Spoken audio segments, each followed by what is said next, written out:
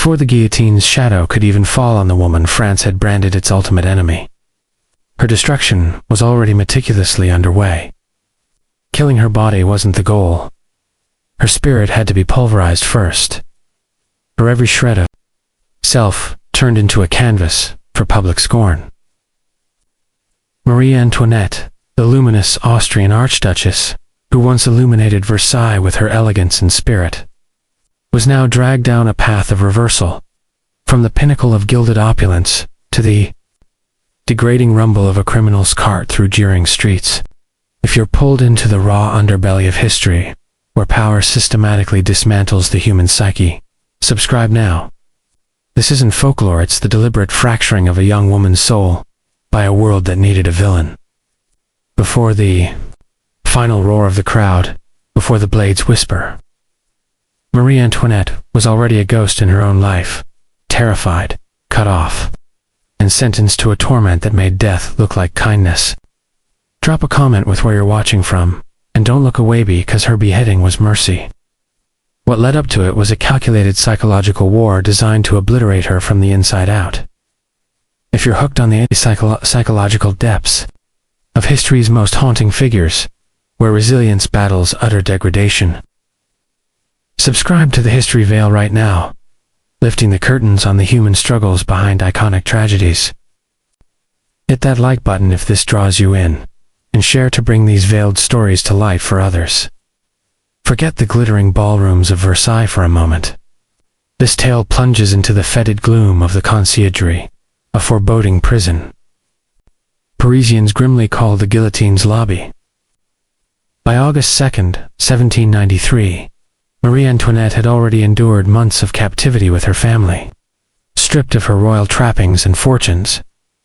That fateful night, she was violently separated from her children and sister-in-law, hauled into isolation without a single comforting word. In this cell, she was no longer the Queen of France. She was reduced to prisoner no. 280. A cold numeral in the Revolution's ledger of the doomed. The space was a claustrophobic nightmare, cramped and sodden, with walls that oozed moisture like weeping wounds, blending with the relentless scurry of rats.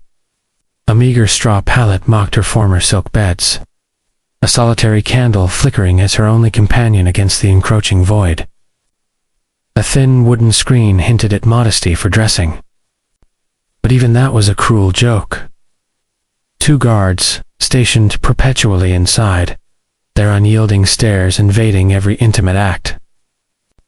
They observed her slumber, her meals, her most private moments. This wasn't mere oversight. It was an engineered psychological siege, a constant echo that her sovereignty, her motherhood, her very humanity had been revoked, just a vessel for the Republic's contempt. Time lost all meaning, marked only by the heavy thud of boots and the faint rush of the Seine against stone. A mocking reminder of freedom just beyond reach. Whispers from the world outside warped into dagger stelees of her husband's execution, slurs painting her as the Austrian she-wolf. But one wound cut deeper than any blade. The midnight raid a month prior in the Temple prison, where revolutionaries burst in to seize her 80-year-old son, Louis Charles. Accounts paint her flinging herself as a shield, her daughter Marie-Therese clutching her brother in terror as she screamed pleas for mercy. The guards pried him away regardless, his cries piercing the night like shards in her soul. She never laid eyes on him again, left with only a concealed miniature portrait and a strand of his hair tucked against her heart, a fragile lifeline in a sea of loss. Her sole flicker of humanity came from Rosalie Lamorlière, the young maid assigned to her, who later revealed that the Queen's composure shattered only when evoking her children. In those vulnerable confessions, the regal mask slipped, exposing a mother ravaged by grief, her psyche splintering under the weight of irreplaceable absence. The guards, sensing this chink, weaponized it, hurling lewd taunts, chuckling at her executed spouse, probing relentlessly for the break that would confirm their power over her. Yet, in this cauldron of despair, something profound stirred within her. Enduring the ceaseless gaze, she forged an inner armor of quiet resolve movements, deliberate and unhurried, words measured and sparse, her eyes holding a defiant calm that unnerved her watchers. They anticipated a hysterical wreck. Instead, they confronted a woman whose spirit refused to bow, turning psychological warfare into her silent rebellion. Alone with the candle's wavering light, she mentally retraced her life's arc. The lavish fetes, her children's innocent laughter amid palace gardens, the insidious rise of public hatred that turned admiration into venom. When had the tide turned? So irrevocably. No answers came. Only the inexorable dawn, signaling another day of unyielding endurance in her stone tomb. Beyond the bars, the city's pulse carried on vendors, hawking revolutionary broadsheets, the toll of Notre Dame's bells, echoing like judgments daunting her with life's indifference to her suffering. And so the 76 days dragged, each dawn a fresh assault on her fraying mind. During those interminable weeks, the woman reviled by a nation was methodically denuded of all that defined her humanity. Yet from this stripping emerged an unforeseen alchemy, a serene, almost ethereal strength, born from the depths of her isolation. By mid-October, the culmination of her ordeal ignited. On October 14, 1793, Marie Antoinette was summoned to the revolutionary tribunal, a farce masquerading as justice, orchestrated by her foes. Unlike her husband, Louis XVI, who had weeks to prepare a defense, she was granted less than a day. The indictments were a grotesque tapestry of fiction and fury, lifted from years of libelous rags, treasonous aid to Austria, orchestrating massacres, indulging in Versailles debaucheries, and then the venom picked a charge crafted to eviscerate. Her core, incest with her own son, coerced from the boy's testimony under duress. The courtroom hushed as the accusation landed like a thunderclap. Prosecutor Antoine Cangtin Fouquier Tingueville delivered it with zealous glee, the air thick with anticipation. For a suspended moment, she remained silent, the weight pressing on her fractured psyche. Then, she rose not in tears or supplication, but with a composure that electrified the room. Turning to the gallery packed with Parisian women who had bayed for her blood, she invoked their shared humanity. If I tremble, it is at such a horror I appeal to all mothers present. Her voice, steady and resonant, pierced the propaganda, exposing the tribunal's sadistic theater. This wasn't mere defense. It was a psychological counterstrike, reclaiming her motherhood from their perversion. The proceedings raced their scripted end. After scarcely 2 days, the Aumale jury proclaimed her guilty of high treason sentence, death by guillotine. When prompted for final words, Marie Antoinette merely shook her head, her silence a profound statement in a hall of noise. Back in her cell, she declined a last meal, telling Rosalie softly, "My dear, I require nothing. Now it's finished for me." In those quiet hours, she penned a poignant letter to her sister-in-law, imploring forgiveness for her son and his course. Words a missive intercepted, only unearthed years later, revealing her unbowed maternal love. With daybreak came the ritual's next layer, each step a deliberate psychological stripping. Guards commanded her to shed the black mourning gown she'd worn since Louis's execution, a symbol of her widowhood and past. In its stead, they forced a ragged white chemise, the garb of a penitent, mocking her with false purity. She pleaded for a moment's solitude to change, but when denied, she held firm, a tiny assertion of control and a day engineered to rob her of agency. The executioner, Charles Henry Sanson, and his aides escalated the degradation. One seized her prematurely grayed hair, hacking it with blunt shears, a dual blow, erasing her femininity while preparing for the blade's efficiency. Her wrists were roped so tightly the cords bit into flesh, even basic needs requiring humiliating requests, led to the Tembrella. Humble criminals, Carci was denied the closed carriage afforded her husband, exposed instead to the masses' fury. The hour-long procession through Paris was no mere transport. It was a psychological gauntlet, jolting. For over cobblestones as thousands lined the route, pelting rotten debris, excrement, and venomous cries. Austrian whore. Each impact chipped at her resolve. A collective catharsis for France's woes projected onto her frail frame.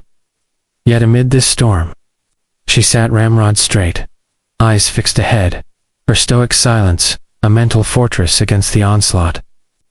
The path wove cruel hooks. Past the Tuileries, her family's former sanctuary, now a revolutionary lair. By the Place de la Concorde, stained with her husband's blood. Memory surged opulent days, clashing with present abjection. Her psyche reeling from the contrast. Arriving at the scaffold. The guillotine loomed like a mechanical predator, its blade glinting under overcast skies. The crowd's frenzied peaked, a shared madness thirsting for closure. Sanson guided her forward. In a fleeting mishap, her foot grazed his. The moment froze the executioner, startled. The mob hushed. Then, her voice clear and composed. "Pardon me, so I did not intend it." This simple apology, uttered seconds from eternity, was her pinnacle of psychological mastery. Human, gracious, it disarmed even her killer, turning degradation into an act of transcendent courtesy. Assistants bound her to the plank, the mechanism creaking ominously. In that final breath, her mind perhaps flickered through vanished joys, children's play. Versailles' splendor before the blade plummeted with merciless precision, severing head from body in an instant. Sanson hoisted it by the pale locks, blood streaming, to the throng's ecstatic thunder. Vive la nation! Vive la liberté! The guillotine's thud didn't end Marie Antoinette. It birthed her legend. Her form, unceremoniously loaded with the dais. Other victims, was carted to Madeleine's cemetery and flung into a communal grave. No prayers. No marker, just anonymous soil blending with strangers. The revolutionaries sought to obliterate her, but psychologically, this erasure ignited her immortality, her absence becoming a haunting void that fueled sympathy. Whispers circulated. Eyewitnesses claimed her severed face held an eerie calm, as if she had transcended the hatred. The heavens reportedly dimmed, a celestial sigh over the spectacle. Young artist Marie Groschholz, later Madame Tussaud, was tasked with molding her death mask, a macabre preservation that captured her features for posterity, defying the revolution's attempt to vanish her. The terror soon consumed its creator's robes pura. At the blade, tribunals crumbled, the guillotine's roar faded to echoes. As France groped for stability amid the ruins, its victims evolved into martyrs. In 1815, over 2 decades later, King Louis XVIII, her brother-in-law, ordered the exhumation of royal remains.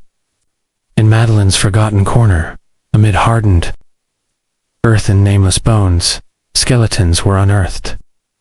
Hers was identified by white cloth scraps and bound wrists. Finally accorded a regal reburial in Saint Denis Basilica, the ancestral vault of French monarchs. From criminal's pit to sovereign sepulchre, her dignity, long denied, was posthumously reaffirmed. Psychologically, her chronicle unveils hatred's hollowness. Slurs of extravagance cloaked deeper societal fissures: poverty, injustice, the ancien regime's rot. She wasn't monster nor martyr, but a woman ensnared in history's cyclone. Her frivolity amplified into a nation's scapegoat.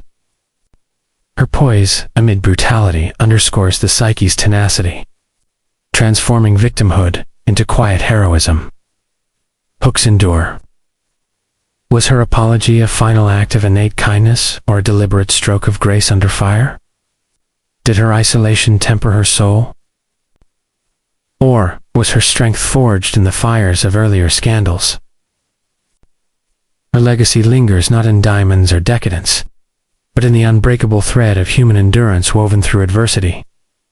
Centuries later, Marie Antoinette's saga resonates as a profound psychological mirror. How mobs forge villains from flesh. How power's machinery grinds individuality to dust, yet the human spirit's flicker defies extinction. Empires crumble, names fade, but in every narrative of injustice and downfall, heard whisper persists a testament that even in hatred's depths, dignity can rise unguised. If this story stirred something deep within you, subscribe for more. Veils lifted on history's hidden battles. What echoes for you her maternal heartbreak or her unyielding composure? Share your thoughts below.